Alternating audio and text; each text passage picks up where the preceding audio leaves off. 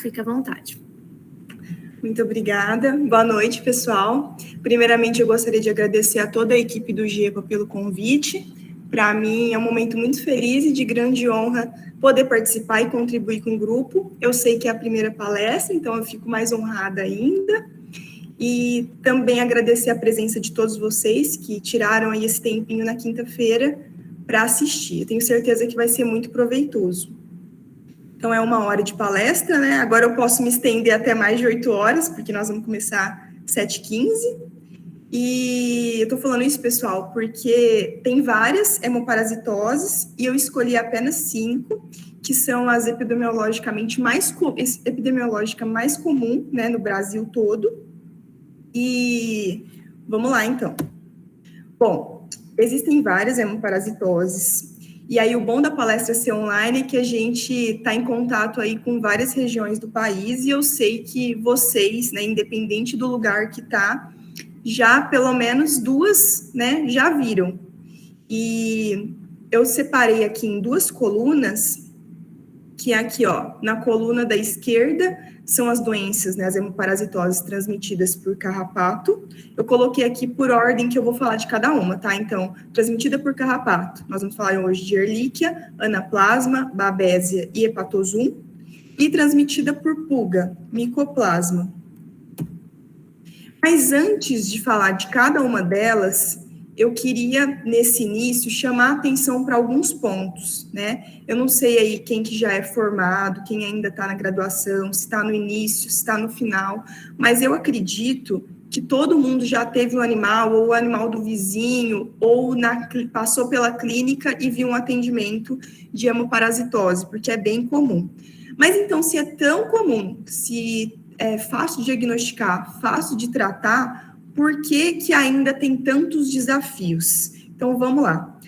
São várias hemoparasitoses, o vetor de transmissão, né? Tem muitas que têm o mesmo vetor, outras não. As manifestações clínicas são muito parecidas, então, às vezes, o animal está só com febre, só com uma apatia, só comendo menos, né? E aí você já abre um leque de possibilidades. Pode ser Ehrlichia, pode ser Anaplasma, pode ser Babesia, pode ser que não tem sinal nenhum e tá com uma infecção. Então, assim, essa é uma das dificuldades. A outra, não tem sinal nenhum e tá com infecção, ou seja, infecção silenciosa. Isso pode acontecer também. E aí, a hora que tem sinal clínico, já teve aí, a Ehrlichia já está no estágio avançado, por exemplo. Outro problema, co-infecção. Então, às vezes, acha que está tratando só Ehrlichia, mas, na verdade, tem anaplasma junto, tem Babesia junto, e o tratamento é diferente, então tem que diagnosticar as duas coisas. Outra coisa, o não controle do vetor. E aqui eu chamo atenção, pessoal, principalmente para quem está aí na graduação ainda, e às vezes não teve contato com essas informações. Você está lá, né, conversando com o proprietário na anamnese e está suspeitando de hemoparasitose. E aí você fala assim para o proprietário, hoje tutor, né, que a gente chama.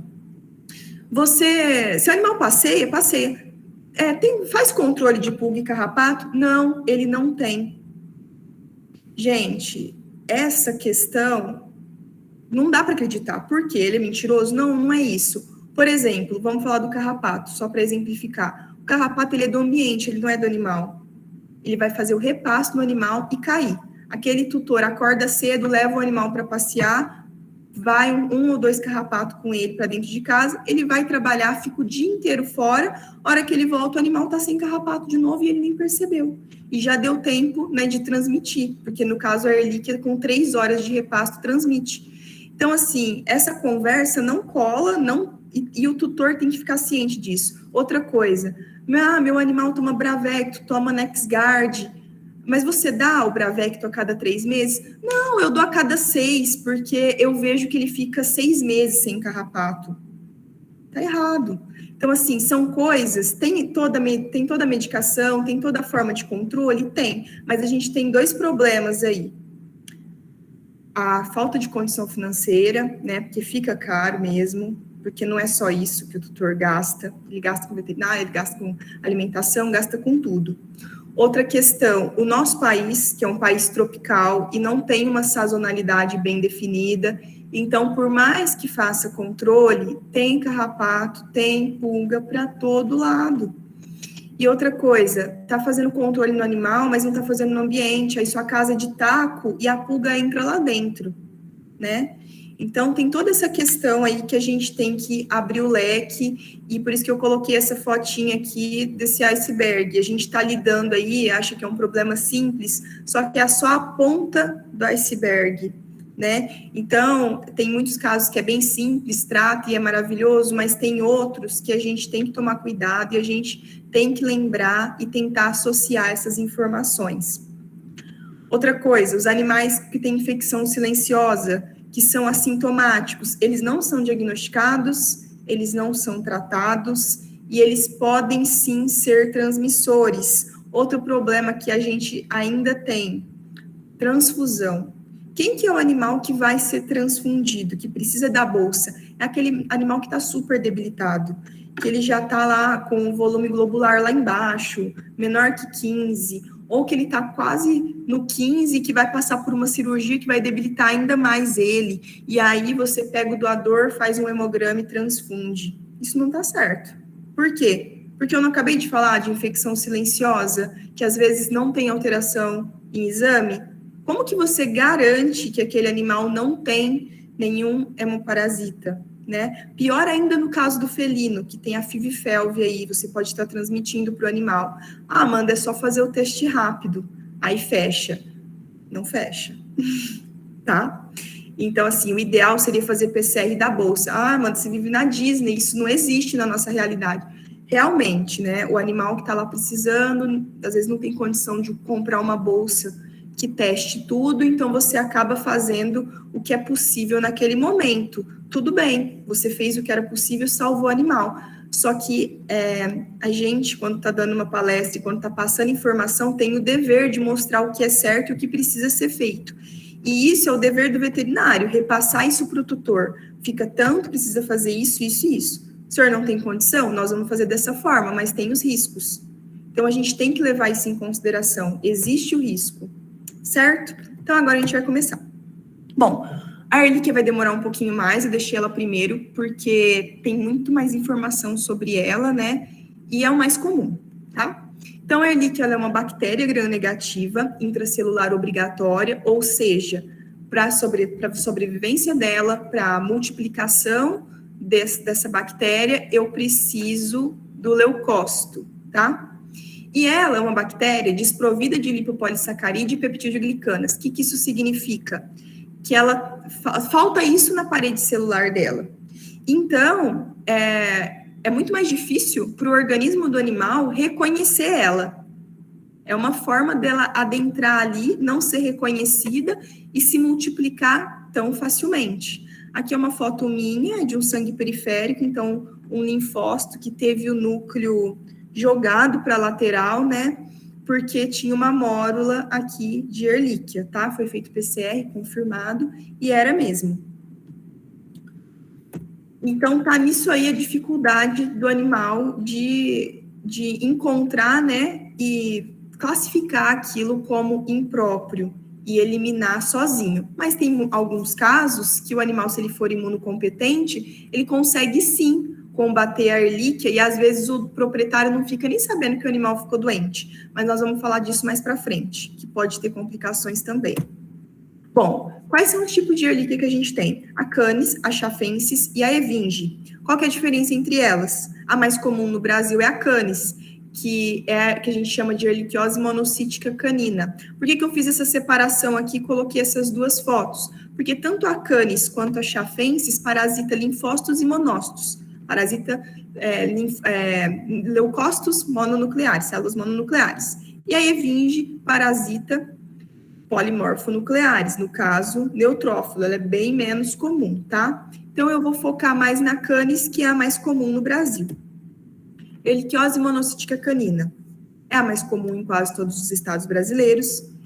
Ela é encontrada no esfregaço sanguíneo na forma de mórula, que é aquela fotinha que eu mostrei para vocês, bem redondinha, ou de corpúsculos iniciais, que é antes de formar a mórula. É como se ficasse nesse espaço aqui, ó, em vez de ficar a mórula certinha, ficasse vários pontinhos condensados, que aí dá para sugerir também aí que é erliquiose. Mas a gente tem que tomar muito cuidado quando não tem a mórula formada, porque tem uma condição do linfócito, que é o linfócito granular, e os linfócitos reativos, que eles também ficam com esses pontinhos. Então, tem que tomar muito mais cuidado para laudar isso, tá? Lembrando que no laudo, o patologista clínico sempre coloca sugestivo, porque o que a gente está vendo é uma avaliação qualitativa. Eu estou vendo isso aqui, mas tem grande chance de ser erlíquia, mas eu não posso afirmar, só fazendo PCR, certo? E aí a canis é encontrada tanto em monócitos quanto linfócitos. Transmissão através do carrapato, ripséfalos sanguíneos, esse aqui, e também iatrogênica, por transfusão sanguínea, que é o que a gente já conversou. E a transmissão aqui, pessoal? Bom, as fêmeas, elas vivem menos de 45 dias, elas fazem a oviposição e morrem. E os machos, eles vivem mais, 65 dias. Ou seja, eles acabam transmitindo mais que as fêmeas. E essa bactéria pode ficar, a erlíquia, né, pode ficar no parasita, no ripséfalos, por até 45 dias, ou seja, a vida inteira dele, ele fica parasitado. Se ele fizer um repasto de um animal, né, que está com erlíquia, aí ele se infecta e fica parasitado. Bom, essa informação é importante, tá, pessoal? Demora 3 horas para o carrapato tem que ficar por 3 horas no animal para transmitir. Então, se subiu agora e você tirar, não vai transmitir, né? Mas se está subindo um, provavelmente tem outros mais já no animal, né? Então, a gente tem que pensar nisso também. Outra informação importante que eu queria que vocês pensassem é na importância de fazer o controle do vetor de forma correta. Por quê? Eu dou Bravecto a cada 3 meses. Você tem que dar a cada 3 meses certinho. Por quê? Porque quando você dá o Bravecto, eu dei o Bravecto agora. Demora 8 horas para esse Bravecto conseguir fazer a função, né, dele, de proteger o animal. E se demora 3 horas para ter erlíquia, ou seja, deu Bravecto agora, o animal já está com carrapato. Se aquele carrapato que ele está ali, mesmo você tirando, estava infectado e ficou mais de 3 horas ali, transmitiu da mesma forma, né? O NexGard, mesma coisa. É 1 mês que dura? Tem que fazer a cada 1 mês, porque também é 8 horas, tá? Então, são informações aí importantes da gente saber. A patogenia da erlíquia. Não tem como eu falar... Gente, toda vez que eu for falar de alteração laboratorial, eu tenho que falar um pouquinho do agente e da patogenia, tá? Porque é dessa forma que a gente entende, senão fica um negócio decoreba e não adianta nada para a vida. Patogenia.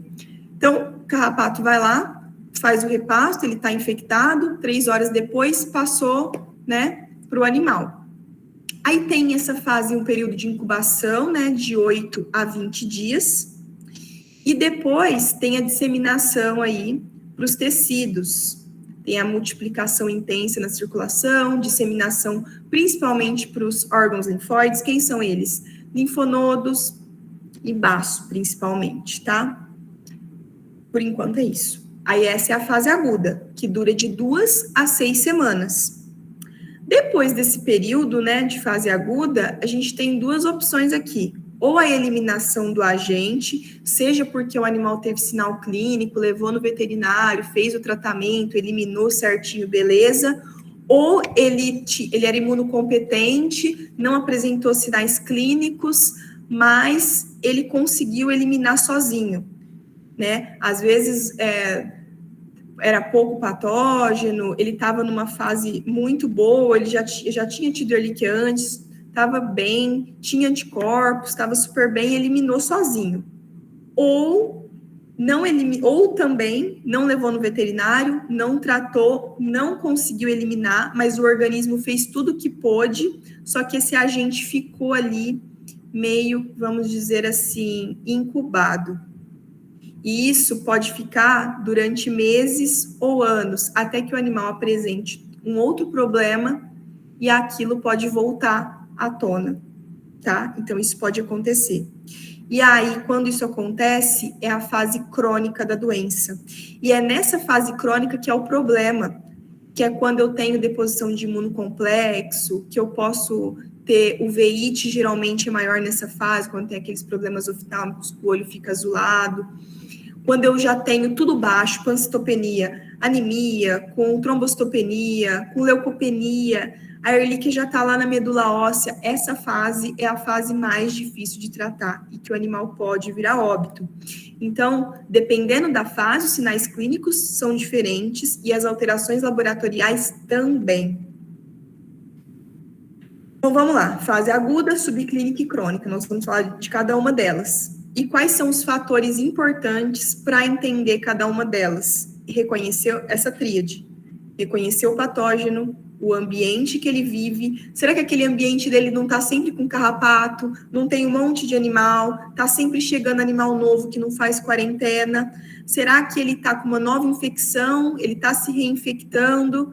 Ele está com uma infecção já e agora o negócio piorou, né? Então a gente tem que avaliar tudo isso. E o hospedeiro, quem é ele? É um filhote, é um adulto, é um animal saudável, tem doença secundária, se alimenta bem, não? Então tudo isso vai contribuir para a forma que a Ehrlichia vai agir naquele hospedeiro. Por isso que a gente tem que avaliar cada caso, certo? Fase aguda, então, a gente já falou que é de 2 a 6 semanas após a infecção, né? Aí tem a questão, o animal pode vencer sozinho ou não. Às vezes seu animal teve Ehrlichia e você nem sabe. E os sinais clínicos são inespecíficos, que é aquilo que eu bati na tecla do nosso desafio. Então eu posso ter uma linfadenomegalia, né, aumento dos linfonodos, palidez de mucosa por conta de anemia, esplenomegalia, uma anemia de leve a moderada, pode ter febre, na fase aguda tem bastante febre, secreção ocular, epistaxe, que é quando sai sangue das narinas. E se não tratado, esse animal pode vencer ou passar a ter a Ehrlichia subclínica, que subclínica que não tem sinais clínicos, mas que está ali. E como que eu diagnostico a fase subclínica? A gente já vai falar no próximo slide. Agora, fase aguda. Sinais clínicos são esses. E quais são as alterações laboratoriais que eu vejo? Alterações que a máquina não te dá. Monócitos ativados. Quem te dá essa informação? Quem está fazendo leitura da lâmina, tá? Então, você passa o hemograma na máquina, mas faz as correções e contagem de leucócitos na lâmina. Isso é muito importante. É na lâmina que eu vejo a mórula, é na lâmina que eu vejo monócitos com características de ativado. Isso não é patognomônico de Ehrlichia, monócito ativado, mas toda vez que a gente vê na lâmina uma quantidade considerável tem que ser relatado, e uma das maiores suspeitas é a hemoparasitose. Outra coisa que eu não coloquei aqui é que o hemograma vem a proteína total, né, a maioria das vezes, e essa proteína total fica aumentada, porque tem aumento de globulinas, porque é uma infecção, né, é uma hemoparasitose, então no hemograma eu vou ver também proteína total plasmática aumentada. Outra coisa, linfocitose. Todos os casos vão acontecer tudo isso? Não, cada caso tem que ser avaliado individualmente, mas geralmente tem essas alterações. Linfocitose, trombocitopenia, plaqueta baixa, que é a plaqueta baixa, né? Anemia discreta. Qual é o mecanismo, né, dessa anemia? Por que ela é uma anemia geralmente discreta? O que acontece? Bom, a Ehrlichia é uma bactéria, é uma infecção. O que o organismo faz? Ele tenta combater de todas as formas possíveis. E essas alterações laboratoriais acontecem porque existem sinalizações no nosso corpo, né, no corpo dos animais, mostrando, ó, tem alguma coisa aí, vamos combater, que são as interleucinas, né, que mandam sinais. E essas interleucinas, entre elas a IL-6, ela vai atuar lá no fígado e vai impedir esse fígado, por alguns mecanismos, de liberar ferro. Então, começa por aí. Enquanto eu tiver Ehrlichia, não vai estar liberando ferro. Se eu não tenho ferro, não tem formação de novas hemácias.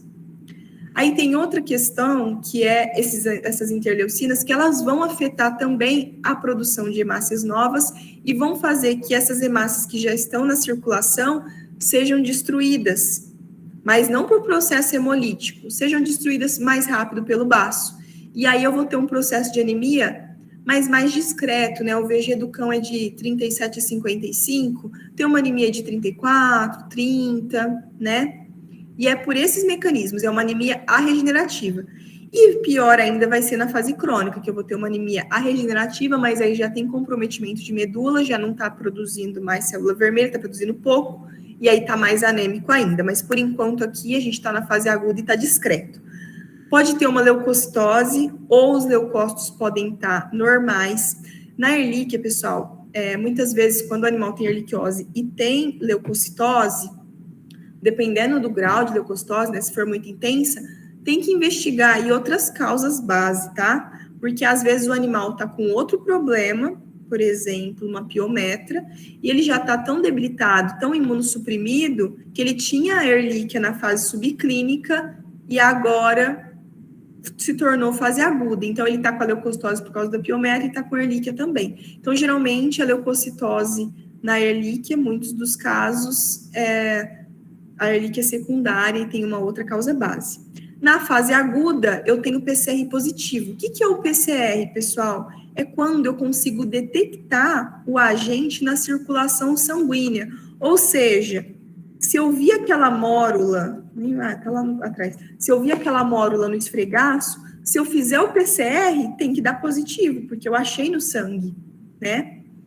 Então, o PCR é isso, ele que detecta o agente na circulação. Na fase aguda, ele está positivo. O esfregaço sanguíneo, né? O problema aqui de achar a mórula no esfregaço é que a sensibilidade é baixa, é de 3 a 4%. Ou seja, se eu não achar a mórula no esfregaço, ainda tem muita chance de ter erliquiose. Então, a gente precisa fazer o PCR. E a sorologia é variável nesse caso, porque a gente está na fase aguda. O que a sorologia mostra?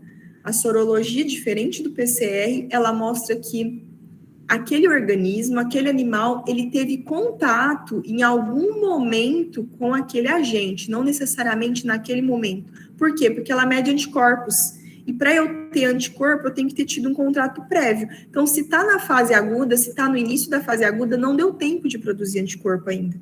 Então, dependendo do dia que você faz essa coleta, que você faz a sorologia, dá sim negativo. É só a gente levar como base o COVID, né?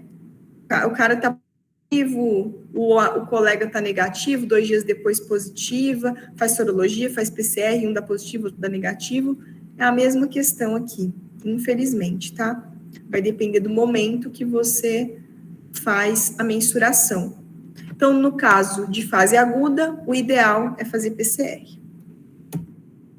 Fase subclínica, de 6 a 9 semanas após a infecção. Se eu estiver falando muito rápido, não estiver dando para entender, pode me interromper, tá?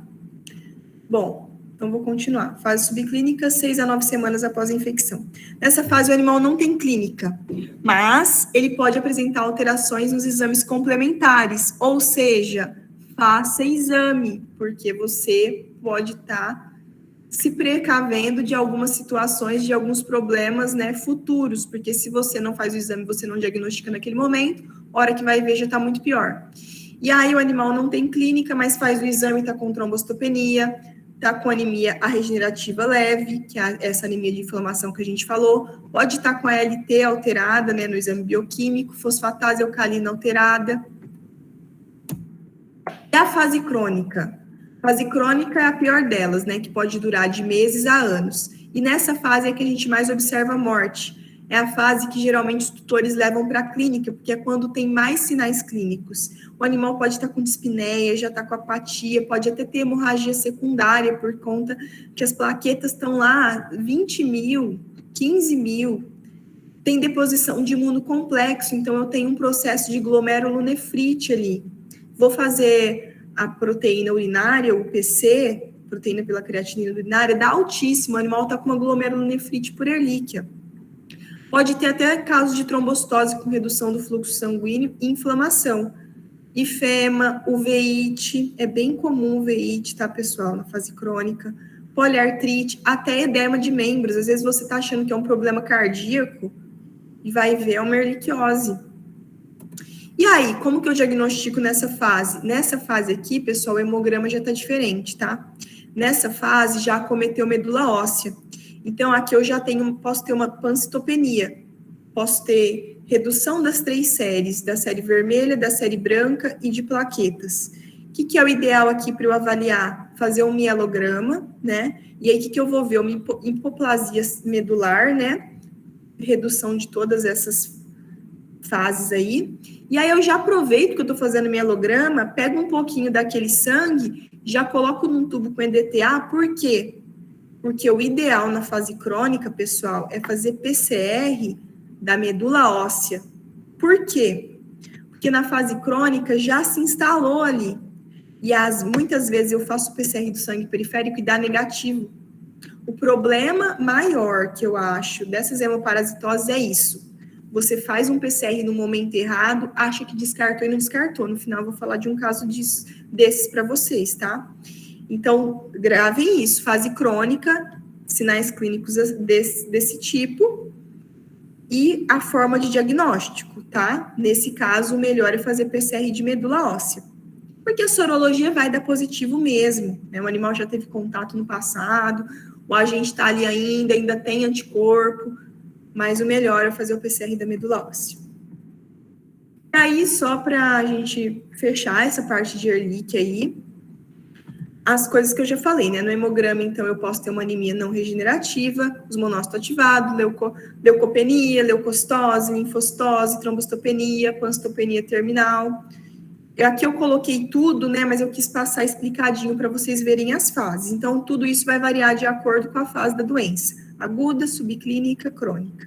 E os bioquímicos, o que eu tenho de principal aumento é o aumento da proteína total, especialmente das globulinas por estímulo antigênico persistente. ALT e fosfatase alcalina podem alterar também. Aqui é só falando um pouquinho dos métodos diretos e indiretos. Então, os métodos diretos que a gente tem de diagnóstico: observar a mórula no esfregaço, só que na prática é só 2 a 4% dos casos que a gente consegue pegar. A punção de linfonodo, aí os livros falam que aumenta para 50% a sensibilidade, e o PCR, a sensibilidade é altíssima aí, né? Então, o PCR é a nossa melhor opção, tá? Tem a questão do cultivo celular, que eu coloquei só a título de curiosidade, demora 8 semanas para crescer e soltar o laudo, então por isso que a gente não pede. E aí, ó, eu detecto no PCR dentro de 4 a 10 dias após a infecção já, tá? Nesses 4 a 10 dias ainda não teve soroconversão. Então, no início da infecção, PCR positivo, sorologia negativa, tá? Os métodos diretos são esses, e eles detectam a presença do agente. E dependendo da fase, pode estar no baço, no linfonodo, na medula óssea e não só no sangue periférico. Quais são os métodos, né, sorológicos? A gente tem os qualitativos e os quantitativos. O que são os métodos sorológicos? Aqui do lado, ó, significa que o animal foi exposto ao agente. Sorologia não fecha diagnóstico. Quais são os métodos qualitativos? São aqueles testes que a gente usa muito na rotina, né? Que tem o de ELISA, que é o da IDEX, e tem os imunocromatográficos, que tem várias marcas. Agora, na minha cabeça, só tá vindo da Aleri, mas tem outras, tá? Então, esses testes, pessoal, eles vão positivar na presença de GG, né? Na presença do anticorpo contra a Ehrlichia. Só que eles podem positivar no animal que teve Ehrlichia até 3 anos atrás. Então, teste positivo não significa que o animal está doente. Só tenho condição de fazer o teste positivo e tenho a clínica do animal. Se a clínica está compatível, você trata. Como eu sei que eu estou fazendo a coisa certa? A gente já vai falar disso, mas o ideal seria o PCR. E aí, só vai positivar depois de 14 dias após a infecção. Então, a gente tem que tomar muito cuidado com isso. Não deu positivo no 4DX ou no outro, não descarta. E tem o quantitativo, que faz a titulação, que é o RIF, tá? E são considerados testes de triagem correlacionados com a clínica, não é só isso que fecha o diagnóstico. E aí, aqui só para exemplificar, eu tenho um teste positivo, né? Aqui é o controle, aqui é positivo para Ehrlichia, mas deu negativo na pesquisa de hemoparasitas do sangue. Isso pode acontecer? Sim. Principal motivo: a pesquisa é 2 a 4% de sensibilidade, e aí não pegou, Mas também pode ser que esse teste está positivando de um animal que já até se curou da doença, não significa doença. Esse caso aqui, achei invertido, né? Achei a mórula, fiz o teste, deu negativo. Não é? Não sei. Para você falar que isso aqui que eu tô vendo não é a mórula, só com PCR. E isso é grave, tá, pessoal? A gente entra em umas situações profissionais complicadas.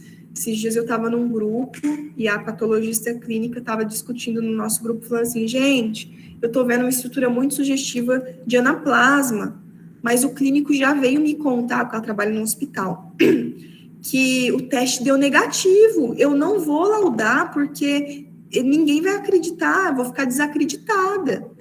Mas não é assim que funciona. Pode ser que não seja, mas você está vendo uma estrutura sugestiva. Por isso que no laudo a gente coloca sempre sugestivo. Quem vai fechar, nesse caso, é o PCR, né? Mas a gente não tem que ficar desacreditado por isso, né? Se você for uma pessoa sem experiência, tudo bem, eu acho melhor você não pôr mesmo. Você nunca viu, é a primeira vez, só viu foto de livro, não põe, não. Agora, se é uma pessoa que já tem experiência, que já viu outros casos, não fique desacreditada por causa de um teste rápido, tá? É coisa para a gente pensar a respeito e discutir. Quais são as técnicas de esfregar? Só para a gente finalizar, porque isso vai valer também para os outros hemoparasitas, tá? O ideal, pessoal, eu coleto sangue, se der, para antes de colocar no EDTA, deixar um pouquinho de sangue e fazer a lâmina, melhor, tá? Na erlíquia não tem tanto problema, mas assim, no micoplasma, o EDTA faz desprender, sabe, o hemoparasita, então é melhor você fazer o esfregaço antes de pôr no EDTA. Outra coisa melhor ainda para a gente fazer é mandar para o laboratório não só o sangue, tá? Quando quer fazer pesquisa, mandar também o esfregaço de ponta de orelha, que é aqui, ó, essa foto aqui eu exemplifiquei. Você pega a orelha do animal, vê onde tem um vasinho, faz um furinho ali, pega aquele sangue e faz a lâmina. Por quê? Porque na extremidade aumenta a chance da gente encontrar o hemoparasita. Então, essa é uma forma de você aumentar a probabilidade. Outra forma de aumentar a probabilidade, você avisa, né, o patologista clínico que você está com suspeita de erlíquia, e aí você faz uma capa leucocitária no capilar. O que é isso, para quem nunca viu? Você centrifuga o sangue, e aí ele sai dessa forma aqui, ó, divididinho, a parte da série vermelha, a série branca e o plasma. É na série branca que eu encontro a erlíquia, né? Porque ela está dentro de linfócito e monócito. Então, eu quebro esse capilar aqui, faço uma lâmina e concentro os leucócitos. E aí eu aumento a probabilidade de encontrar. E quando eu avalio direto no esfregaço, a principal probabilidade de eu encontrar é na região da cauda. Porque quando você faz o esfregaço, as células mais pesadas, digamos assim, fica na cauda. Então, é o local que a gente mais encontra, na cauda e nas laterais. Não que você não tenha que avaliar tudo para pesquisar, mas essa é a região mais comum da gente encontrar, certo? E agora, esse slide é muito importante. Eu vi que uma das dúvidas de vocês das caixinhas era sobre o monitoramento do tratamento. Então, depois de tudo isso que a gente falou, beleza. Diagnostiquei sem diagnosticar, né? Não tenho certeza, não fiz o PCR, mas estou tratando, porque tinha trombocitopenia, porque eu achei compatível. Então, eu vou fazendo monitoramento com base na clínica, e essa trombocitopenia tem que começar a melhorar em 48 horas, se for só erliquiose. 48 horas já tem que ter começado a melhorar um pouquinho.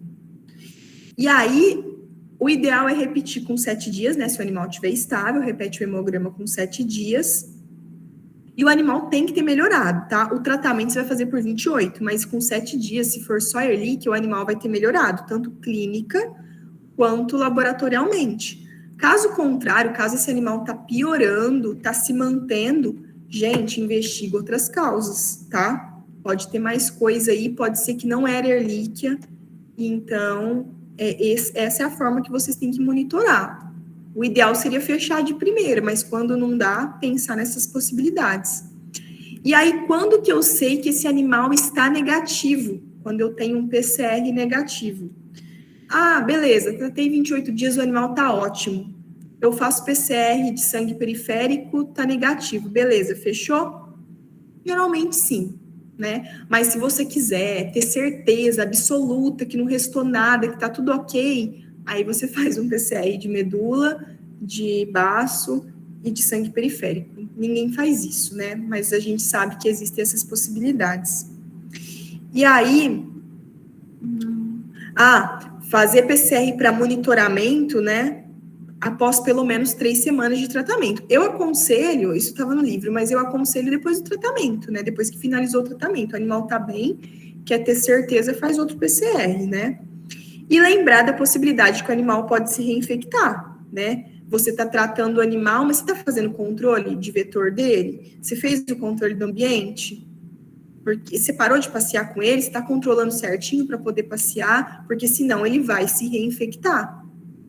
Certo? Essas orientações o proprietário tem que ficar bem ciente. E aí, dependendo da fase que a gente pega, algumas alterações podem ser irreversíveis. Isso vale para a fase crônica, pessoal. Quando o animal está muito mal, panцitopenia, infelizmente, tem casos que a gente perde o animal, tá? Não é a maioria, mas tem casos que acontece sim. Tem alterações que são irreversíveis. Ehrlichia, a gente finalizou. Agora, anaplasma. Nossa, gente, eu falo demais, mas Ehrlichia é o que demorou mais. É uma bactéria gram-negativa, intracelular obrigatória também. E aí a gente tem aqui dois tipos de anaplasma. Anaplasma platis, que é a mais comum e parasita plaquetas. Aqui as hemácias, né, as plaquetas estão bem grandes aqui. O normal seria mais ou menos esse tamanho. Essas são bem macro plaquetas. E aí eu tenho esses pontinhos, esses pontos aqui, que é a anaplasma, a platis. E eu tenho também a Anaplasma phagostófilum, que parasita neutrófilos. Ela, laboratorialmente, né, pela lâmina, não tem como diferenciar Anaplasma phagostófilum de Ehrlichia evinge, tá, gente? Elas são parecidíssimas, não tem como diferenciar. E aí quem transmite também é o carrapato Rhipcephalus sanguíneos. E lembrar aí que a gente pode ter uma co-infecção, anaplasma com Ehrlichia, anaplasma com Babésia ou anaplasma com Ehrlichia e Babésia. Então tem que investigar. E quais são os sinais clínicos e as alterações laboratoriais? Os sinais clínicos são inespecíficos, né? A mais comum é a platis. E aí, o que a gente tem aí de sinal clínico mais comum é febre, pode acontecer uveíte em casos mais crônicos, petequias, porque a plaqueta vai lá embaixo, equimoses também, né?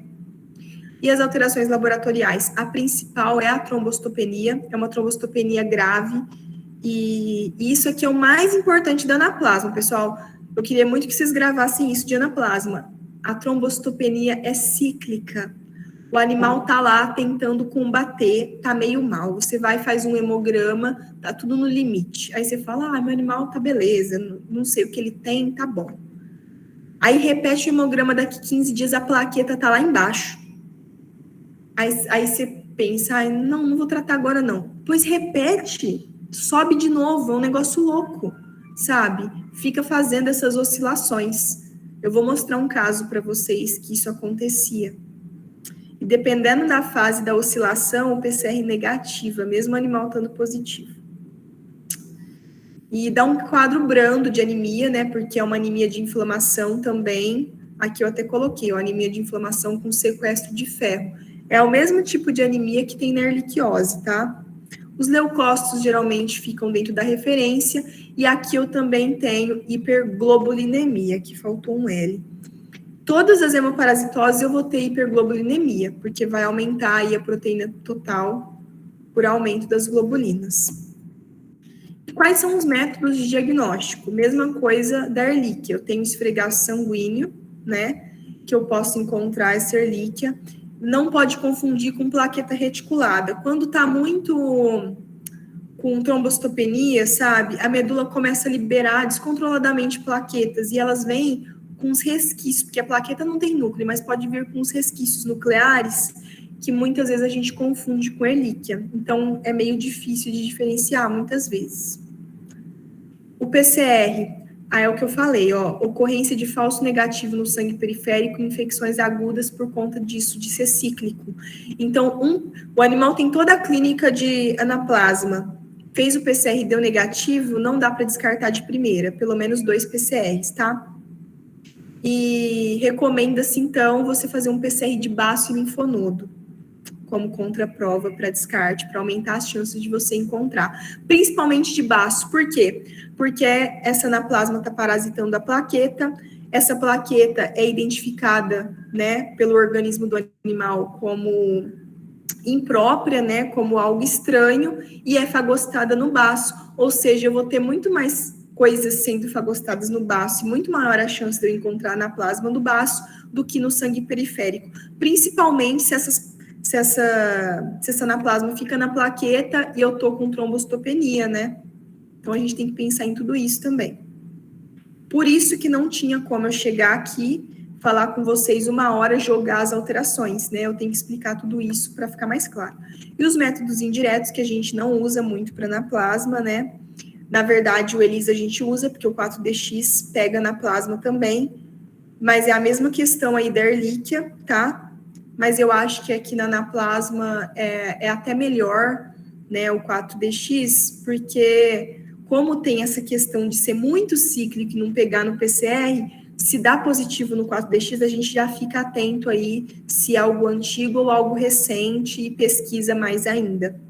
E se não tem como pesquisar, a gente trata, porque vai fazer o quê? Ver se o animal melhora, né? Esse caso clínico aqui é de quando eu estava em Jaboticabal ainda. Eu peguei de uma residente que ela atendeu na época. Então, era um animal, pessoal, que ele era de veterinário. Ele tinha vários diagnósticos já, era uma labradora. Ela tinha histórico de mastocitoma, de lipoma, displasia coxofemoral, histórico de carrapato. E aí, ela chegou apresentando petequias e equimoses em região abdominal. Só que era um animal que, na verdade, ela era aluna ainda, então ela sempre levava ele, essa Golden, né? Não é labrador, não, é uma Golden, para as aulas, e aí sempre estava fazendo exames nela. Então, por isso, a gente conseguiu acompanhar bem a evolução dela e os exames dela. E aí, já tinha feito PCR para Ehrlich, teste rápido, e os resultados estavam negativos. Mas, se eu não me engano, quando fez o teste, tinha trombocitopenia já, mas deu negativo. Mesmo assim, esse animal foi tratado com doxiciclina durante 28 dias e fez aí misol e atropina também para babésia, tá? Mas aí ele continuou apresentando trombocitopenia, né? E tinha e aí eles, como estava lá na Unesp, falou assim: vamos fazer então um mielograma para ver como que tá tudo, né? Para ver o que está acontecendo. E aí tinha uma hiperplasia da série megacariocítica na medula. O que isso significa? Significa que os megacariócitos estavam aumentados a mais que o normal na medula. E quem que é o megacariócito? É a célula mãe que forma as plaquetas. Do citoplasma do megacariócito, as plaquetas se formam. Se estava muito aumentado os megacariócitos na medula, o que significa? Que a medula estava responsiva, estava tentando mandar plaquetas o mais rápido e mais eficiente que ela podia, mas por que então no sangue periférico estava baixo? Porque chegava lá e era destruído. E aí, mesmo o PCR dando negativo e o 4DX também, a suspeita continuou. E quando fez o PCR da medula, deu positivo. E aqui foram os exames dela. Desde 2018 até 2019 fez acompanhamento. Eu não sei dizer em que momento que começaram a suspeitar, mas pode ver que foi uma coisa cíclica. Aqui provavelmente é pós-tratamento. Só que olha aqui, já caiu de novo, depois foi para 20 mil, ó. Dia 4/5 estava em 222 mil, estava ok. Aí 2 meses depois já caiu para 20 mil. Então, é muito complicado, porque enquanto você não elimina total, a gente fica dando essas trombocitopenias cíclicas, e dependendo da fase que você faz PCR do sangue periférico, não pega. Essa é a verdade. E aí, ela voltou num belo dia, a plaqueta estava até boa, 305 mil, mas já tinha esse acompanhamento e esse histórico. E aí, para nossa surpresa, positivou no PCR para anaplasma, e também positivou no 4DX para anaplasma. Então, um exame só não descarta. Por isso que a clínica é soberana, né, pessoal? A clínica é soberana não porque não precisa de exames, mas porque se não está dando no exame e a clínica continua, a suspeita se mantém e tem que ir firme e tem que pesquisar. Porque se o paciente tem alguma coisa, a gente tem que ir a fundo nisso, tem que investigar o que é. E não se fechar, o principal, eu acho, dessa palestra é abrir a mente de vocês e não se fechar num exame só, porque às vezes você come bola. Tá? E aqui tem um artigo para quem quiser saber mais sobre como funciona a trombocitopenia cíclica na anaplasma. Esse artigo é bem legal. E aí a bacteremia intermitente, né? Pode fazer PCR e dar negativo. Se a suspeita prevalecer, temos que repetir, que foi o que foi feito. O 3, Babesia. A gente tem 3 subtipos. Babesia canis rossi, que é na África do Sul, Babesia canis canis na Europa e Babesia canis vogeli nos países tropicais e subtropicais. No Brasil, a mais comum é a Babesia canis vogeli. Então, é a que a gente vai conversar hoje. Quem que é a Babesia? Ela fica dentro da hemácia. Aqui é uma fotinha, mas fica bem parecido com isso. Eu vou mostrar outras. Aqui, ó, essa é uma real do esfregaço sanguíneo. O neutrófilo, as hemácias e o trofozoito aqui, a babésia. Pode ter mais de um ali dentro. Às vezes 4, às vezes 3, depende. Então, o protozoário, né, não é uma bactéria, aqui já mudou. O protozoário também é intracelular obrigatório, ele fica dentro da hemácia. E eles podem aparecer únicos, impares ou tétrades. E a transmissão, a principal no Brasil é pelo ripséfalos sanguíneos, mas também tem o dermacentur e esse outro aqui, que é a hemaphysalis. Mas não são comuns, tá? É mais o ripséfalos mesmo. E como que funciona aí o ciclo, né? E a patogenia, depois que a gente vai conversar. Aqui, pessoal, outra informação que é muito importante. Vocês lembram lá que eu falei que o carrapato precisava ficar 3 horas para transmitir, né, a Ehrlichia? Para a Babesia, é de 24 a 48 horas, demora mais, né? Será que é por isso que a gente tem muito mais casos de Ehrlichia do que de Babesia? Talvez, né? Se a gente for parar para pensar.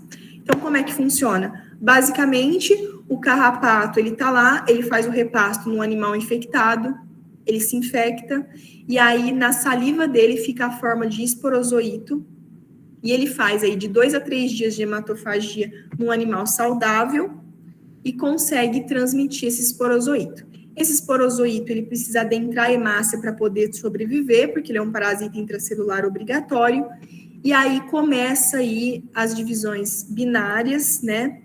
E aí, de esporozoito, passa para a forma de trofozoito e depois para merozoito, né? E aí forma um novo ciclo. Esse animal que está infectado, um outro carrapato vai lá, suga o sangue dele e assim por diante. E o que acontece, então, na Babesia? Eu tenho aquela anemia regenerativa. Aqui, o mecanismo de anemia, presta atenção, é bem diferente da Ehrlichia e da anaplasma. Aqui é regenerativo. Por quê? Porque nesse caso eu tenho um ataque, né, as hemácias, né? Essas hemácias estão lá na circulação, começa a se multiplicar, os trofozoitos começam a se multiplicar lá dentro do protozoário, né?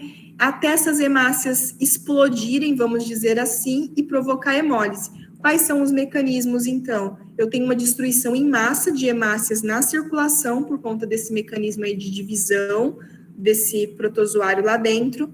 O que não é destruído na circulação, o organismo entende que é impróprio e destrói no baço. E a maior parte dessas hemácias é destruída no baço, ou seja, eu tenho uma anemia aqui por hemólise, principalmente extravascular, porque não está na vasculatura ali, está lá no baço. Então, o mecanismo da anemia aqui é uma anemia arregenerativa por hemólise e uma destruição em massa extravascular pelo baço, certo? Então, como que é a patogenia? Eu tenho uma parasitemia inicial de 2 a 4 dias. Nessa fase, eu já tenho uma trombocitopenia, que a gente vai entender melhor por que ela acontece.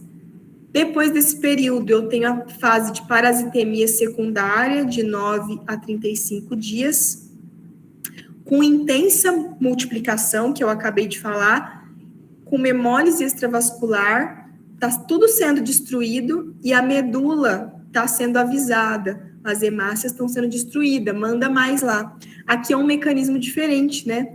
Porque eu tenho ferro disponível, eu tenho formas de produzir novas células, só estou tendo uma destruição em massa. Na verdade, o ferro fica um pouco prejudicado aqui também, mas eu tenho outros mecanismos aí que induzem a medula a produzir. E aí eu tenho aí uma resposta humoral de 21 a 35 dias, que é quando eu tenho uma linfocitose. Então, ou seja, quais são as alterações laboratoriais? Podem ser todas essas, depende da fase, mas o que prevalece mesmo é a anemia, porque é onde pega, né? O parasita fica na hemácia. E aí, se eu fizer o ultrassom, eu vou ver uma esplenomegalia também. O animal pode ficar ictérico, icterícia pré-hemolítica. Nossa, me deu um branco. Que tem a... Gente, me deu um branco. Icterícia por hemólise, né? Esqueci a palavra agora. E aí, sinais clínicos, anemia hemolítica por mecanismos imunomediados e também pela destruição em massa, né? Tem mecanismo imunomediado envolvido também, tem as duas coisas, hemólise secundária Ehrlich, hemólise secundária Babesia, e também por mecanismos imunomediados.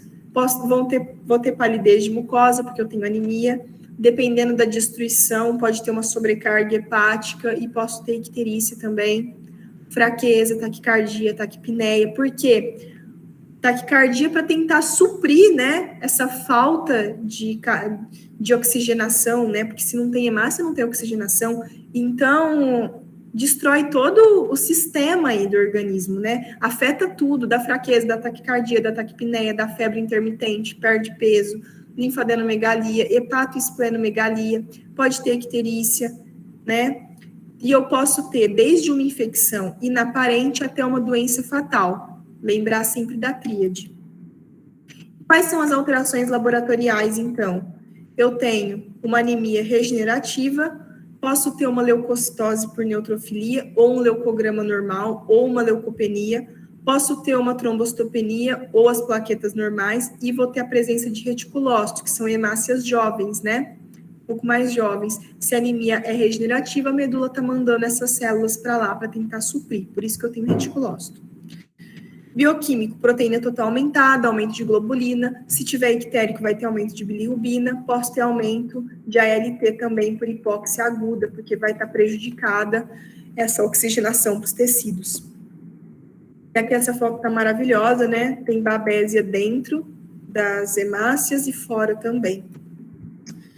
E aqui é só um caso clínico para exemplificar. O animal estava com urina escura, né? Porque a Babesia faz isso. Tem muita liberação de hemoglobina que não é que passa lá pelo glomérulo, sai na urina e fica de uma coloração escura a urina. Febre, ictérico. E aí, o que eu tenho no hemograma? 24 de hematócrito, leucocitose, anisostose policromasia, contagem de reticulócito 2,2%, acima de 1 significa regeneração, e trombocitopenia. Aqui, pessoal, o mecanismo da leucocitose é um pouco diferente, tá? Geralmente não é por infecção secundária, geralmente aqui é porque, como eu tenho um estímulo muito grande medular para poder liberar novas hemácias, acaba que tem algumas interleucinas que fazem liberação, né, que sinalizam para a medula e acabam sinalizando não só para liberar hemácia, mas leucócitos também. Por isso que na babésia na babesiose eu tenho leucocitose, tá? Não é muito intensa, às vezes varia de 25 mil leucócitos, 20 a 25 mil. Aí as alterações, e o esfregar sanguíneo, né? E a diminuição das plaquetas, por que acontece se ela parasita hemácia? Alguns mecanismos envolvidos, então. A plaqueta pode estar diminuída por destruição, por quê? Porque eu tenho uma destruição de hemácias em massa no baço. E aí acaba que tem um estímulo, né, em produção de anticorpos e acaba destruindo também plaquetas. Então, esse é um dos mecanismos, né? Tem uma destruição no baço, tem um consumo também por vasculite devido à intensa hemólise, tem destruição aí dos vasos, e o que as plaquetas fazem? Vão lá para tentar estancar, né? E aí tem um consumo de plaquetas, quando você faz a contagem no sangue periférico da baixa. Então, ó, vasculite devido à intensa hemólise, com destruição de capilares, e as plaquetas migram e aderem às paredes dos vasos, gerando uma diminuição no número de plaquetas do pulso circulante. Porque o que a gente mensura, né, o hemograma, é do pulso circulante. E sequestro, né, as plaquetas vão lá para o baço, são sequestradas e são destruídas porque a hemocaterese vai estar aumentada. E agora o nosso penúltimo, o hepatosum, a gente tem dois. O hepatosum canis, que é o mais comum no Brasil, e o hepatosum americano, que é a forma mais grave da doença, mas graças a Deus está lá nos Estados Unidos. E aí aqui o gráfico mostrando, né, a localização. Aqui no Brasil a gente só tem o canis, mas lá para cima a gente tem o americano. Quem transmite é o ripicéfalos, mas aqui é diferente, tá, pessoal? Não é por repasto. Precisa ingerir o carrapato infectado para poder ter transmissão. Então, a gente precisa saber disso. Então, o cão precisa engolir o carrapato para ter transmissão. E aí, quais são os achados, né, os sinais clínicos, laboratoriais? Bom, geralmente o hepatosum canis, ele é tranquilo, tá? Muitas vezes o animal não tem nada, vai por conta de um check-up ou por conta de algum outro problema secundário, faz o hemograma lá e acha hepatosum na lâmina. Então, é um achado acidental, né? E dependendo da região, até comum no exame hematológico de rotina. Geralmente, o grau de parasitemia é baixo, que é 85% dos casos, e quando o grau de parasitemia é baixo, o animal muitas vezes é assintomático, e são animais mais jovens que são acometidos. O hepatosum, ele é um parasita oportunista, é um hemoparasita oportunista. Então, assim, geralmente ele aparece com sinais clínicos, o animal aparece com sinais clínicos quando já tem uma outra doença instalada, o animal tem outro problema e aí acaba tendo hepatosum também, né, manifestando sinais clínicos. Animais com alto grau de parasitemia é mais raro, 15% dos infectados apenas. Mas, quando isso acontece, quando o grau de parasitemia é alto, eu tenho maior chance de ter sinais clínicos e alterações laboratoriais. E os sinais clínicos são inespecíficos: febre, letargia, perda de peso, leucocitose, anemia. Essa anemia aqui, como o hepatosum ele parasita leucócitos, essa anemia aqui é mais por conta de anemia de inflamação. É uma anemia bem parecida com as dos dois primeiros, com a Ehrlichia e com a anaplasma.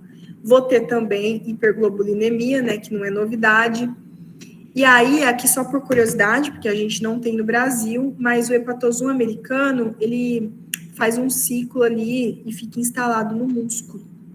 E aí, quando dosa no bioquímico CK, principalmente, fosfatase alcalina também, mas principalmente CK, dá muito aumentada, porque CK sinaliza enzima muscular, né? Então, dá aumentado. Mas nos casos do hepatosum canis que a gente tem no Brasil, isso não acontece, não, tá? E aí, aqui, só para mostrar, né, que foi feito um estudo que eu li no Green, que é aquele livro de doenças infecciosas. Depois eu deixo para vocês os livros que eu usei, os artigos, para fazer essa palestra. Mas aí eles fizeram um estudo com 349 cães. E aí, o que eles viram? Que no esfregaço sanguíneo, desses 349, 10,6 foram positivos. Teve detecção dos gamontes, que é a forma que parasita os leucócitos. 25,8 positivo no PCR, e na imunofluorescência, que é o RIF, 36,6%, foi o que mais deu positivo.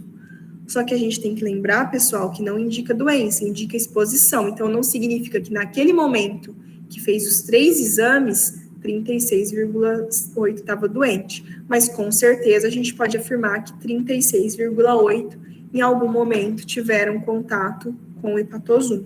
Mas se a gente fosse fazer uma prevalência de infecção naquele momento, o mais indicado seria utilizar o PCR. Acho que isso ficou claro, né?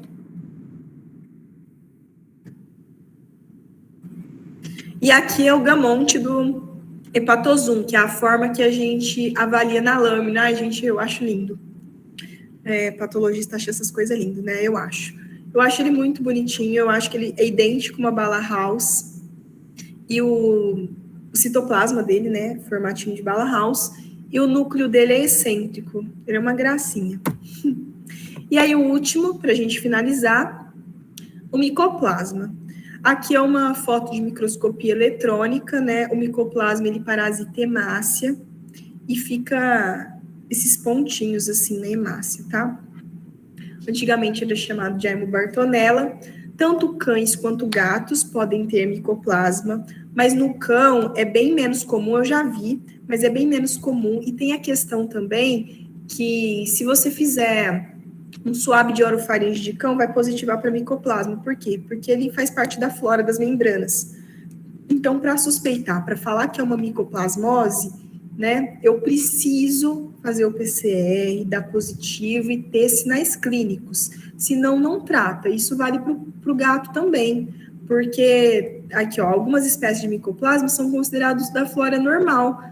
Então, assim, se o animal tá beleza, não tem alteração laboratorial nenhuma, não tem alteração clínica nenhuma, ultrassonográfica nenhuma, gente, não fica pesquisando coisa que não existe não, tá? Eu não vou falar muito de cão, porque é mais comum no gato. Então, hoje a gente tá sem muito tempo, vou falar mais do gato, para micoplasma, tá? E a gente tem aí para o gato essas três, mas o que é patogênico mesmo é o micoplasma haemophilus. Os outros podem ser positivos, mas da flora normal. E aí, qual que é a transmissão, né? Pode ser por sangue infectados, por brigas e mordidas, por isso que tem mais machos com micoplasma do que fêmea, porque o macho briga mais.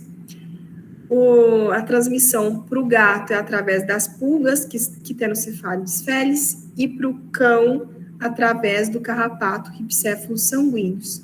Também tem a transmissão pela bolsa, né, a transfusão, e aí tem estudos que sugerem intrauterina e na amamentação, mas não, até onde eu vi, não tinha nada comprovado. E essa é a forma que a gente vê na lâmina, então, né, esses pontinhos na periferia, eles podem aparecer isolados, duplos, ou até em cordão de pérolas, que a gente chama, quando ele circunda, assim, a hemácia. E aí, o micoplasma, ele é bem difícil, assim, de ver no hemograma, é mais difícil que os outros, e é o que a gente aconselha de fazer o esfregaço de ponta de orelha sem colocar no EDTA, porque se coloca no EDTA e demora para avaliar, a hora que você faz a lâmina não fica legal, desprende, você não sabe se aquilo é artefato, se não é. Então, o ideal é avaliar fresco. E o micoplasma nada mais é do que bactérias sem parede celular, elas se fixam nos eritrócitos, como a gente pode ver aqui. A multiplicação é por fissão binária, pode ter formato esférico ou bastonete, e é o que eu falei, pode ser encontrado individualmente ou cordão de pérolas. Tem correlação positiva com felinos com FIV e FeLV. O que isso significa? Significa que a doença se manifesta principalmente em animais imunocomprometidos, né? Que é o caso principalmente dos gatos FIV. Infelizmente, a gente tem que ficar mais atento, né? Quando o felino é FIV. Quais são as fases da micoplasmose? A gente vai falar um pouquinho delas junto com a patogenia, né? Então, tem a fase pré-parasitemia, que é de 1 a 3 semanas após o período de incubação. Depois eu venho aqui para a fase aguda, que dura 1 mês em média. Essa fase é a fase que o animal tem mais sintomatologia clínica, é a fase que tem mais alteração laboratorial, que eu tenho aquela queda abrupta do VG, e aí eu tenho um aumento do número de micro-organismos de 1 a 5 dias. O que isso significa? Depois declina. Eu tenho uma fase aguda de 1 mês, mas eu tenho 5 dias para fazer o PCR e dar positivo no sangue periférico. Então, assim, é quase um jogo do bicho, né? Eu vou mostrar para vocês um caso clínico para provar que isso é real, tá, gente? E aí, depois, né, dessa fase aguda, eu tenho lesão progressiva dos eritrócitos. Aqui acontece a mesma coisa do que na babésia, né? Eu tenho uma infecção em massa dos eritrócitos, né? Esses eritrócitos vão ser destruídos Então, aqui a anemia pode ser muito intensa e é por hemólise, tá? Então, o tipo de anemia vai depender da patogenia da doença e as outras alterações também. E aí eu vou ter uma lesão progressiva do eritrócito, com destruição em massa na circulação, com destruição em massa, né, hemocaterese aumentada pelo baço, e aí eu tenho uma redução do tempo de meia-vida dessas hemácias. Só que eu tenho uma anemia regenerativa, né, então eu vou ver sinais de regeneração na lâmina, eu vou ver, igual eu vi lá na babésia, anisocitose, policromasia, índice de reticulócito alto, né, e aí eu tenho flutuações no volume globular que podem estar relacionadas a sequestro esplênico. Então, pessoal, quando eu estou suspeitando de micoplasma, melhor do que dosar no sangue periférico seria fazer um PCR do baço, tá?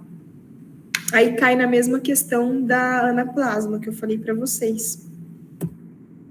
E aí, quais são os sinais clínicos? Inespecíficos também. Eu tenho uma anemia que pode ser discreta até uma anemia grave, hemolítica, espirros, desidratação, perda de peso, depressão, tosse, dispneia, febre, icterícia, esplenomegalia. E aí os sinais clínicos da infecção por micoplasma, eles vão depender de vários fatores envolvidos, né? Do estágio da infecção, da presença de infecções concomitantes, será que esse animal é FIV? Será que ele tem só micoplasma? Será que ele tem mais coisa? Então, tudo isso vai contribuir para a evolução do caso. E aqueles gatos com sistema imunológico bom vão ter uma resposta regenerativa da medula óssea, vão ter um sistema imune certinho, trabalhando, e aí você diagnosticando e fazendo o tratamento, a chance deles ficar bem é muito grande. O prognóstico é favorável, com estabilização do VG em mais ou menos um mês. As alterações laboratoriais, só para a gente deixar registrado aqui, geralmente o hematócrito está abaixo de 20, a anemia é regenerativa. Quando eu falo anisocitose, pessoal, para quem não sabe, é quando eu tenho tamanhos variados de hemácia. E quando eu falo de policromasia, é quando eu tenho colorações variáveis, que variam desde o rosa mais claro até o roxo mais escuro.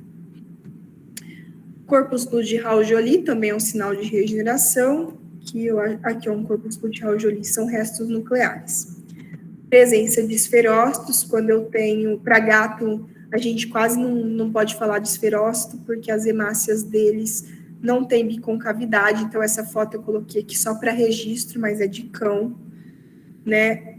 O esferócito nada mais é do que quando a hemácia perde essa conformação normal dela e fica toda arredondada, porque tem destruição da membrana dela e ela acaba como se encapsulasse, sabe? E aí fica nesse formato aqui que a gente consegue ver. Icterícia, que dá para ver no tubo, teste de Combs positivo e hiperplasia eritroide. Lembra quando eu falei lá na anaplasma que tinha hiperplasia megacariocítica? Aqui é eritroide, porque quem está sendo destruído na periferia são as hemácias. Então, a medula está produzindo em massa hemácias, tendo uma hiperplasia, ou seja, aumento do número de células eritroides, de hemácias. E reticulócito, né, com valor alto, porque significa regeneração. O que são os reticulócitos? Eu faço uma coloração especial com azul cresil brilhante e eu consigo ver essas hemácias jovens que têm resquícios nucleares. E faço uma contagem, né, e uma correção dela. Se der acima de 1%, significa regeneração. E aqui um caso de micoplasmose que eu tenho aqui, ó, o micoplasma em forma de cordão. Aí esse caso aqui foi feito PCR e confirmado. Ó, eu tenho até aqui um Raul-Joly, aqui também.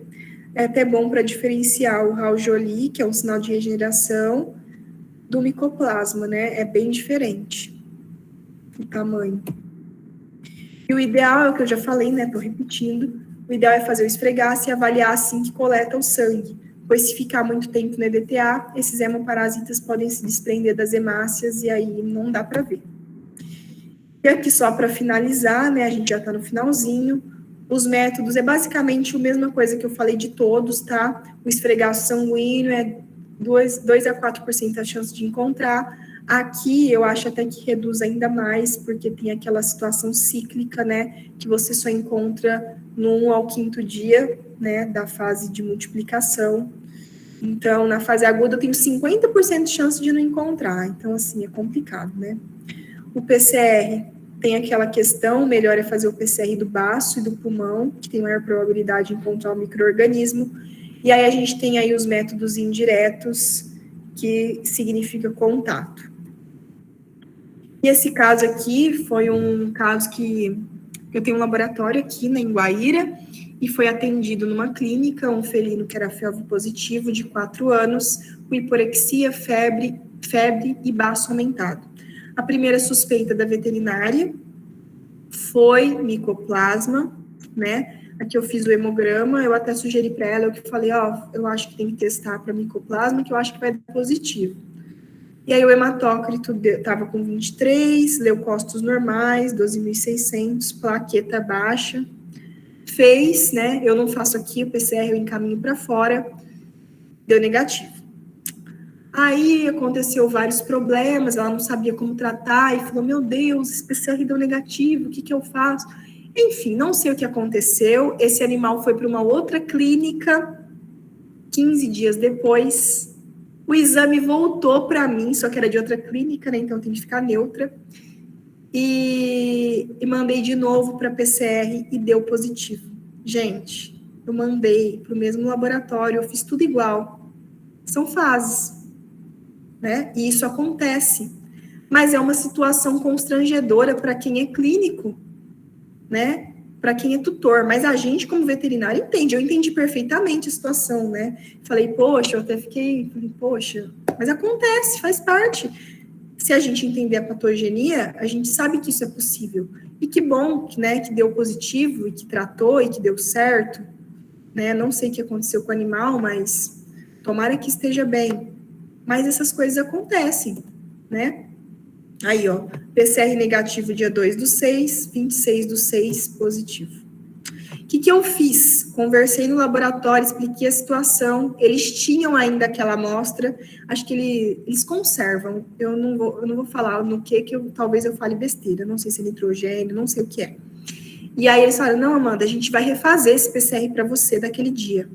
Realmente negativo, né? Só que detalhe, os 2 PCRs foram feitos de sangue periférico só, né, gente? Então, a gente tem que ficar muito atento a tudo isso. E aí, a gente finalizou aqui. Eu coloquei alguns livros que eu usei, tá? Eu usei muito esse livro do Green, de doenças infecciosas. Super aconselho vocês a utilizarem, muito bom. E os outros também. E é isso, eu ultrapassei um pouquinho, peço desculpas. Espero que vocês tenham aprendido alguma coisa nova. Obrigada, eu agradeço mais uma vez a equipe do GEPA e todos que se mantiveram firmes até o fim. Muito obrigada, Amanda, pela palestra, foi maravilhosa. Vou esperar só uns minutinhos para ver se os meninos têm alguma pergunta. Gente, se vocês tiverem alguma pergunta, pode mandar no chat. As perguntinhas da caixinha de perguntas já foram praticamente todas respondidas no decorrer da palestra e sobraram 2, que eu vou falar aqui para você, Amanda. Existe algum material, alguma cartilha, um manual oficial para seguir as orientações de coleta, identificação e envio de amostras de sangue para o laboratório? Para o meu, você fala? Porque assim... Sim, no geral. No meu, eu ainda não consegui montar a cartilha certinho, mas eu sei de laboratórios que tem. Inclusive, eu posso até enviar um que me mandaram esses dias que eu achei excelente. Eu acho que é de um laboratório de São Paulo. Não lembro se era o Provet ou outro. Eu posso enviar para vocês. Ótimo, então. Me lembra. Teve uma perguntinha da Gabriela de Freitas. Ela falou, o animal que chega a ser crônico em dadas doenças continua a ser vetor da doença para a contaminação de outros carrapatos e, consequentemente, de outros animais? Certo. Na verdade, esse animal, ele pode ter a forma subclínica. Se ele tiver com a forma subclínica, provavelmente aquilo está instalado nos órgãos linfóides, que é o que acontece quando tem controle até da leishmania. A gente não falou de leishmania, porque é um protozoário, não entra em sinazema parasitose, mas acontece isso também. Se o animal estiver controlado e estiver só nos órgãos linfóides, quando o carrapato for fazer o repasto e ele faz só no sangue periférico, não pega. Agora, se o animal estiver na fase de doença mesmo, que estiver circulante, sim. Então, não tem como afirmar, né? Mas não é todo animal que vai estar positivo. Inclusive, ela perguntou do crônico, né? O crônico, muitas vezes, deixa eu ver, vai depender muito. Crônico, geralmente, não transmite, porque não vai estar circulando, né? Não tem quantidade de agente circulante. A maior parte das vezes, no estágio crônico, está muito lá na medula óssea e no baço. Não vou dizer que não transmite, mas a chance de transmitir de um crônico é menor do que num estágio agudo, entende? Acho que ficou claro, né? Sim. A Gabriela fez outra pergunta também, perguntando se em alguns casos com alta gravidade, se pode ser necessária a eutanásia. Então, eutanásia em si é uma coisa muito complicada de discutir, porque às vezes eu acho que é eutanásia e o colega não acha. Mas, assim, em termos gerais, se o animal está muito debilitado, não tem mais o que fazer, e existem casos crônicos que levam à morte, sim, o tutor não está disposto mais a tratar, a seguir o tratamento, e o prognóstico já está desfavorável, e ele quer a eutanásia, e o veterinário também percebe isso, que já não tem mais nada para ser feito, pode ser indicativo de eutanásia, sim, né?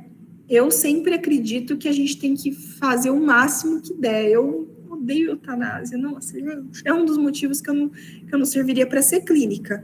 Mas existem casos que pode ser sim. Por exemplo, tem muito animal. Por exemplo, um caso. Tem muito animal que termina como doente renal crônico, mas ele começa com uma hemoparasitose. Como? Uma erlíquia que não foi tratada, que virou crônica, que depositou imunocomplexo no glomérulo, que virou uma glomerulonefrite grave, acabou com aquele glomérulo, virou uma doença renal por conta disso, e aí o animal já está assim, né, que a gente classifica o doente renal, ele já está no estágio 4. Não tem mais o que fazer, azotêmico até o último, doença renal crônica e agudizada. Ele vai acabar sendo indicado eutanásia para ele, né? Então, é isso. Ótimo. Claro, E né? uma última perguntinha da caixinha, que mesmo ainda depois de todo o tratamento, né, das hemoparasitoses, o animal ainda vai poder apresentar alterações no hemograma? Então, eu assisti uma palestra da professora Mitica uma vez, né? Acho que até foge um pouco aqui. Mas ela estava falando que, mesmo com todo o tratamento, dependendo das condições do animal, daquela tríade, tem animal que, mesmo você fazendo tudo certinho, não consegue curar totalmente, né? Porque às vezes já está instalado em órgãos e o medicamento ele não consegue ter uma disponibilidade total para todos os locais, né? Principalmente se é um problema crônico. Então, assim, se for erlíquia crônica, se já tiver na medula óssea, se já tiver a pancitopenia, pode ser que o animal seja tratado e não cure. Pode ser que ele seja tratado e até cure da erlíquia, mas não volte o hemograma normal, porque existe uma condição também que a gente chama de... Nossa, hoje está me fugindo as palavras, mas eu acho que eu vou falar certo. Mielofitise, que é uma substituição do tecido medular ativo por tecido fibroso. Então, se já tiver um comprometimento medular e eu já tiver essa substituição, se eu já tiver... Eu olhei aqui, me perdi. Se já tiver essa substituição, pode ser que não volte também, né, a produção normal. Pode ser que fique aí. E aí, se não volta a produção normal, se eu continuo com o animal, mesmo sem erlíquia, mas pancitopênico, o que vai acontecer com ele no futuro? Ele vai ficar predisposto a outras infecções e a uma reinfecção, porque ele já não tem tanta célula de defesa comparado ao animal saudável. Então, uma coisa vai levando a outra. Certinho, então. Amanda, muito obrigada, viu? Imagina, pessoal, espero que vocês tenham gostado. Alguém falou aqui, ó, me salvou e eu não conseguia ver. Deixa eu ver quem foi aqui, que eu falei da icterícia pré-hepática por hemólise. Gente, eu não lembrava dessa palavra. Thaís, obrigada. Foi isso. Então, Amanda, muito obrigada, viu, pela palestra. Foi ótimo, excelente. Você pode ver no chat, todo mundo elogiaram muito. Deixa eu ver aqui se é uma pergunta. É mais uma colocação, se você quiser ver. A Ellen disse que viu um caso de um cão sem raça definida, de 8 anos, com erliquiose e sangramento na urina. Foi realizado ultrassom, em que foi visualizado vários coágulos, já estava sendo medicado e apresentou retenção de urina a nível de bexiga. Foi colocada sonda e um coágulo deslocou para o pulmão e veio a óbito. Então, eu não sei se esse animal tinha histórico de outros problemas ou se a erliquiose era o problema primário e único dele. Pode ser que seja. Vamos pensar que era o único problema dele. Isso pode acontecer, assim, isso pode acontecer se for uma erlíquia crônica, se fosse por deposição de imunocomplexo, e aí entra naquele caso de vasculite, trombose, e pode sim levar a coágulos. Aí eu não sei falar se esse animal já tinha algum distúrbio de coagulação, que facilitou isso, né? Eles já estavam usando transamin. Então, eu acho assim, né? Não sei do caso, mas pelo que você está contando, já chegou num estado crítico, né? Eu ia falar isso, para fazer o transamin bem antes, né? Pelo menos uns 3 dias antes, 2 dias antes, mas também já estava obstruído, né? O que ele falou aqui? Já estava sendo medicado, aí já estava com retenção na urina, né? Só que também, será que essa retenção na urina é porque tinha alguma coisa ali, ou ele já era um doente renal em estágio final e já não urinava mais? Então, tem que ver tudo isso. E se ele já era cardiopata, também ia facilitar. Na verdade, o que dava para ser evitado era se tivesse levado esse animal antes, né, gente? Porque às vezes chega em estado tão complicado que não tem o que fazer. E aí tem muito tutor que joga a culpa no veterinário. O tutor esperou muito. Eu também acho que foi essa condição e que já devia ter fator agravante ali, infelizmente. Então, Amanda, só queria ressaltar alguns comentários que foram colocados aqui no chat, tá? Elogiando a palestra. Por exemplo, a Ellen Cares, que falou excelente palestra. A professora, a nossa coordenadora, que colocou o comentário excelente palestra, altíssimo nível, palestra incrível.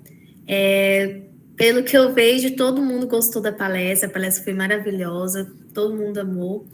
E, assim, é um tema bastante interessante a ser abordado. E a gente agradece muito por você ter aceito esse convite, tá?